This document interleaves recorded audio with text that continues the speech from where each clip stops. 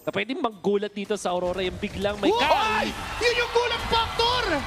Flicker tech charge mula kay Light at sa isang iglap, babagsak si Ryzen. Ngayon si Netsky ay napapalibutan na ng mga ilaw na bulag sa liwanag ng Aurora. Perxiva getting body-body system talaga eh. Dire-diretso lang pero nakakuha ng isa si Perxiva. Enough ba yung damage? And yes sir, Edward ay mawawala para sa Aurora. Ngayon si Light ay tina-target pa. Pero airstrike na kinopya mula kay Yue. Pop it up Unify ay makakatakas doon sa stun. Demon Kite goes in.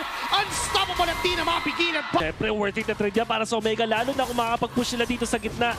Pine-pressure na rin nila itong bottom lane at baka mag-first day na holy Grabe, shit. sakit. Sakit! Doming Knight!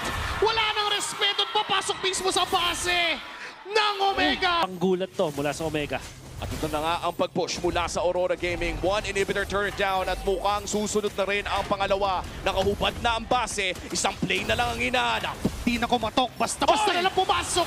Biglang tinunggol. Tapos may follow-up mula kay Edward. Ngayon yung buwan mula kay Perxiva. Si Edward na naging target niya. Ngayon tuloy ang ultimate. Bumabasag pa ng Torre. Demon Kite goes in. Nandiyan na rin si Yue. Edward Light at tuloy ang liwanag.